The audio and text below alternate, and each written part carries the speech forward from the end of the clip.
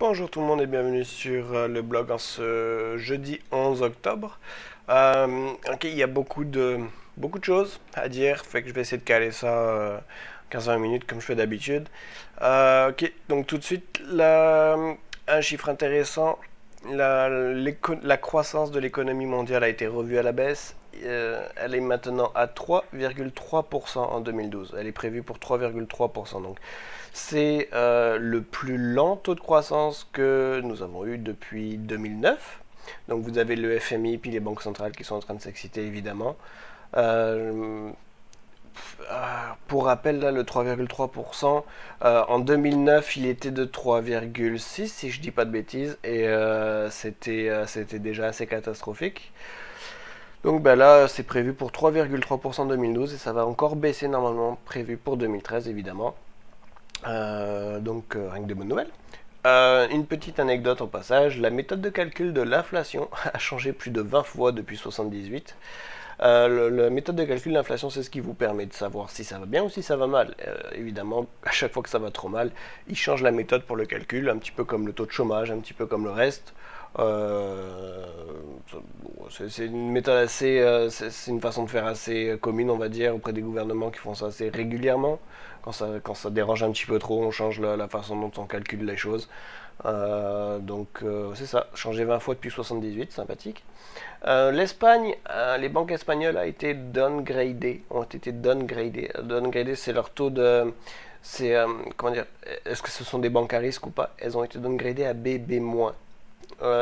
Clairement, c'est juste au-dessus du niveau merdique. Niveau merdique, c'est C. Puis là, elles sont à BBB-. C'est un taux assez sympathique, sachant que à ce taux-là, c'est certain que l'Espagne ne pourra jamais emprunter d'argent. Donc obligatoirement, ils vont devoir faire recours aux banques centrales si jamais ils veulent emprunter, c'est évident. Donc même à partir de là, même si les banques centrales leur prêtent de quoi pour se sortir de la marde, même à partir de là, ça marchera pas non plus. Donc voilà, on va dire que c'est fini pour l'Espagne, entre guillemets. En parlant toujours de l'Espagne, il y a toujours énormément de gens, plusieurs milliers de personnes autour du Congrès depuis 3 semaines, autour du Congrès espagnol qui demande la résignation du gouvernement. Et le gouvernement fait toujours pareil comme d'habitude, on va dire, il envoie juste les flics pour leur taper sur la gueule. Ça aussi, c'est devenu assez commun auprès des gouvernements. Euh, une petite news sympathique, les banques centrales européennes, américaines achètent des stocks à un taux record. Donc ça veut dire quoi? Ça veut dire qu'il n'y a pas assez d'investisseurs qui achètent les stocks sur les marchés. Donc ce sont les banques centrales qui sont obligées de le faire. Les investisseurs sont en train de se tourner vers les liens bancaires. C'est-à-dire qu'ils préfèrent foutre leur argent ailleurs que dans le marché directement. Euh, donc en d'autres termes, les banques centrales sont en train d'essayer de sauver les marchés. Combien de temps ça va tenir? Aucune idée. Une petite chose au niveau de la Chine. La Chine a maintenant 11 accords d'échange collatéraux qui n'incluent pas le dollar. Euh, on sait que la Chine a déjà une grosse masse d'or, elle a une grosse masse de pétrole. En 2014, elle va lancer, en partenariat avec donc l'Arabie Saoudite, une gigantesque station de raffinage pétrolière en Arabie Saoudite en 2014. Ce qui est intéressant là-dedans, c'est que jusqu'à présent, l'Arabie Saoudite était le, entre guillemets, le pays sauveur du pétrodollar. Tout le pétrole était vendu contre du dollar. Ce qui est intéressant, c'est qu'en 2014, ça ne sera plus le cas. Et la plupart du pétrole sera raffiné donc en partenariat avec la Chine contre autre chose que du dollar. Donc évidemment, en 2014, attendez-vous à voir les prix du pétrole qui explosent. Il y a quelques questions sans réponse que j'aimerais bien voir dans les médias. La première chose, c'est la Suisse a déclaré qu'elle se préparait à une révolte civile majeure en Europe. Elle préparait les banques, elle préparait ses différentes installations face à une révolte civile. Dans les médias, j'aimerais bien qu'on pose la question pourquoi la Suisse se prépare-t-elle à une révolte civile majeure en Europe? Deuxième question que j'aimerais bien poser aux médias, c'est la Turquie va-t-elle amener l'Europe et NATO en guerre avec la Syrie? Ça a l'air bien parti pour. Ça serait peut-être une question intéressante à poser. Et la troisième question, c'est l'ONU. Pourquoi est-ce que l'ONU pousse pour avoir un contrôle de taxe global? Donc on sait que l'ONU poussait beaucoup de choses. Il poussait pour les régulations d'armes, il poussait aussi pour la guerre en Syrie d'ailleurs. C'est lui qui a poussé en Libye, c'est lui qui a poussé de partout. Dans le fond, c'est NATO puis les USA qui s'amusent avec l'ONU a poussé un peu partout. Heureusement, il y a toujours la Chine et la Russie qui arrivent puis qui disent non, cette fois-ci tu feras pas comme tu voudras. C'est d'ailleurs pour ça qu'on n'est toujours pas en Syrie, qu'on est obligé de passer par la Turquie pour y aller.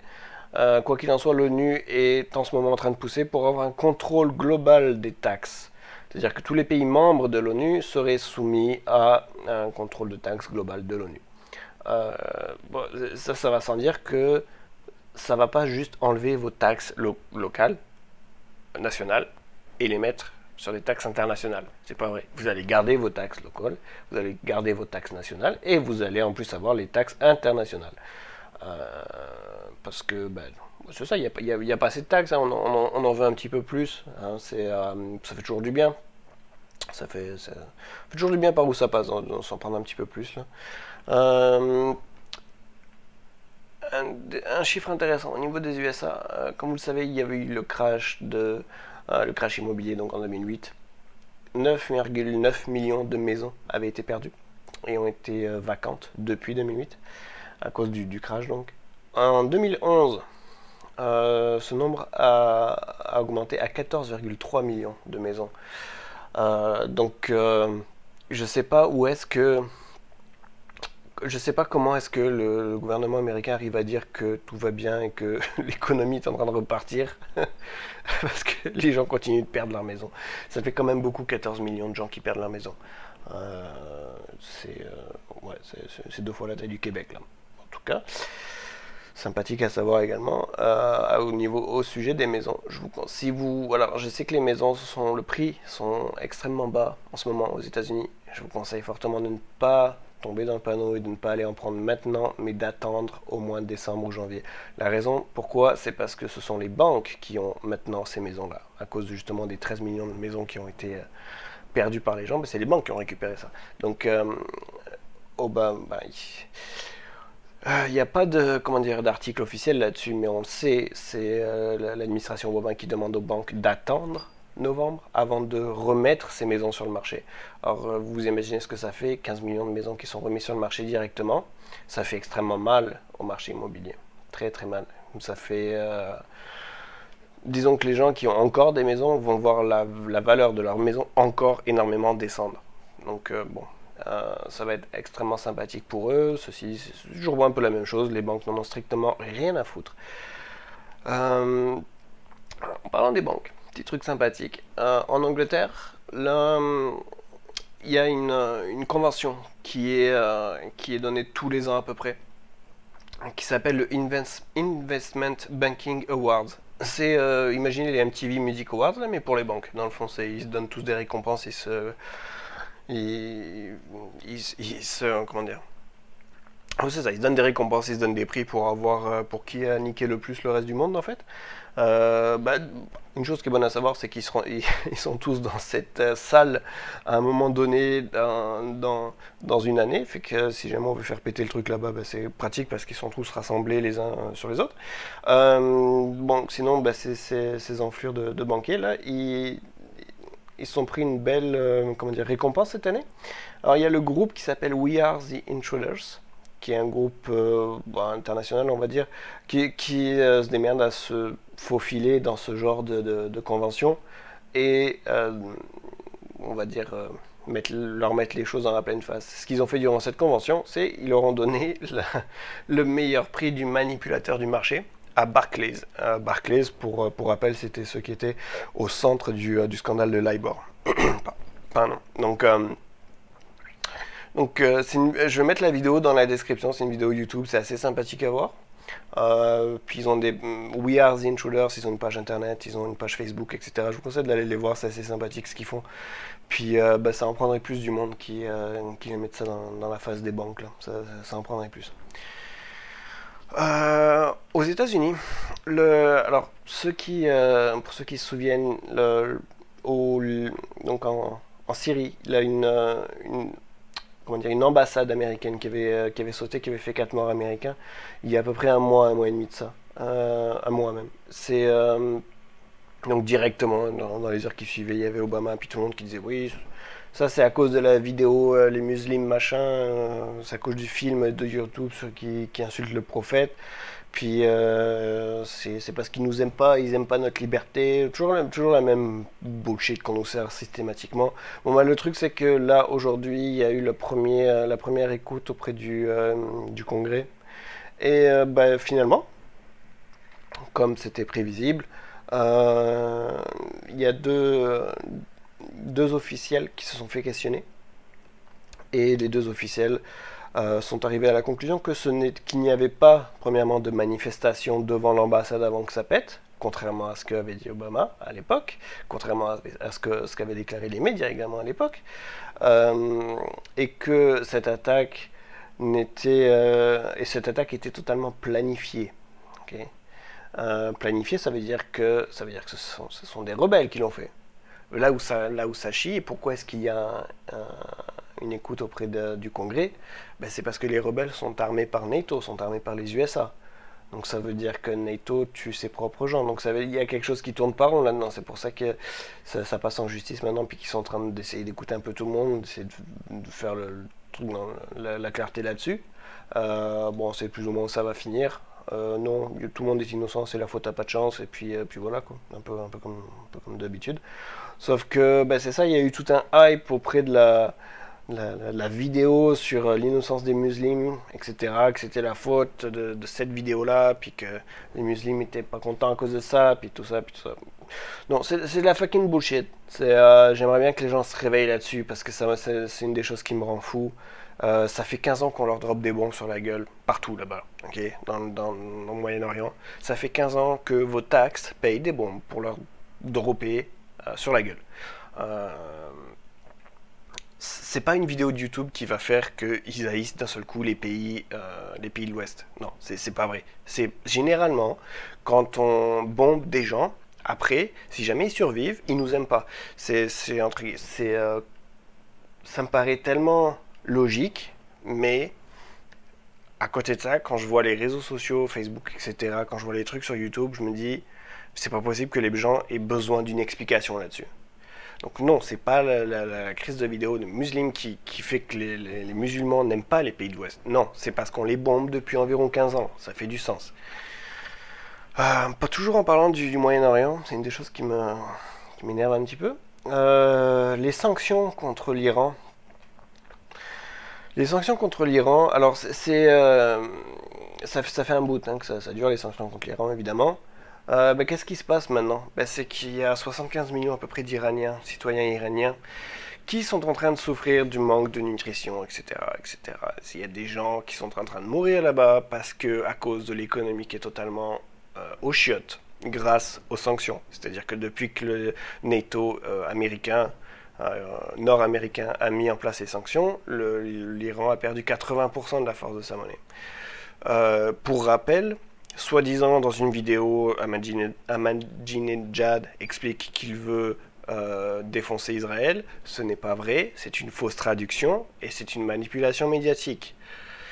Ça aussi, ça serait sympathique que les gens se réveillent là-dessus, parce que ces sanctions-là sont en train de littéralement de... Ça cause énormément de souffrance là-bas. Il y a énormément de gens qui sont en train de mourir, qui sont en train de souffrir à cause de ça. Maintenant, écoutez, c'est pas compliqué. Maintenant qu'on a détruit économiquement le pays, tout ce qu'il nous reste à faire, c'est y aller puis bomber ce qui reste. Je veux dire, à la limite, tant qu'à faire, autant y aller à 300%. Et malgré tout ça, vous allez toujours trouver des gens sur les réseaux sociaux qui vont être contents de ce qui se passe là-bas. Et ça, il va falloir vraiment qu'on m'explique. J'aimerais vraiment que les gens se réveillent là-dessus. Parce qu'à partir du moment où vous payez vos taxes, à partir du moment où vous donnez de l'argent aux banques, à partir du moment où vous faites partie d'un pays de l'Ouest qui donne son argent aux banques centrales dues aux dettes gouvernementales, vous fournissez ces banques centrales en argent, vous nourrissez cette guerre, vous nourrissez cette bullshit de guerre au Moyen-Orient qui n'est là que pour tenter de sécuriser au maximum leur dollar comme réserve globale. Ça commence à faire chier. Ça serait bien que les gens se réveillent là-dessus. Ça serait bien qu'on commence à faire quelque chose là-dessus. Parce que autant le système qui crache, puis les économies qui décrissent, etc., ça c'est une chose parce que ça vous impacte vous.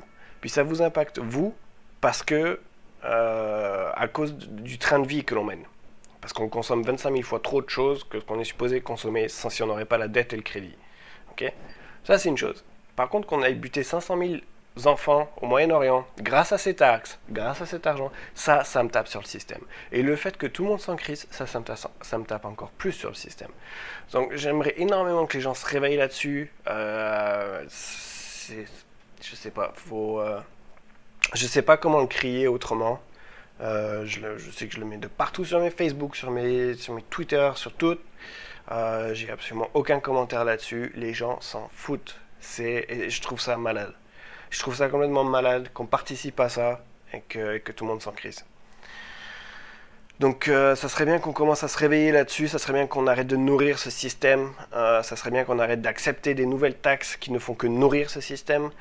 Et puis très honnêtement, au moment où ça crache, au moment où l'économie descend dans les toilettes, exactement comme ça se passe en Espagne, en Grèce, en Italie, ça arrive en France, exactement comme ça arrive là-bas, au moment où ça va arriver pour nous, si les gens ne se seront pas réveillés sur le fait que leur argent a servi pour la guerre, pour les choses comme ça, honnêtement, ils vont mériter de crever comme le reste. Ils vont mériter de crever comme ceux qui sont au Moyen-Orient en train de crever de faim à cause de ça. Et j'aurais aucune pitié pour ces gens-là. Honnêtement, aucune. Zéro. Bref. Donc ça, c'était le coup de gueule de la soirée. Et il y a des choses comme ça qui m'enragent. Puis, des espèces de massacres d'enfants à l'autre bout du monde, ça c'est un truc qui m'enrage énormément. Bref, donc je vous dis à demain soir, sûrement, j'espère, avec de meilleures nouvelles. A plus.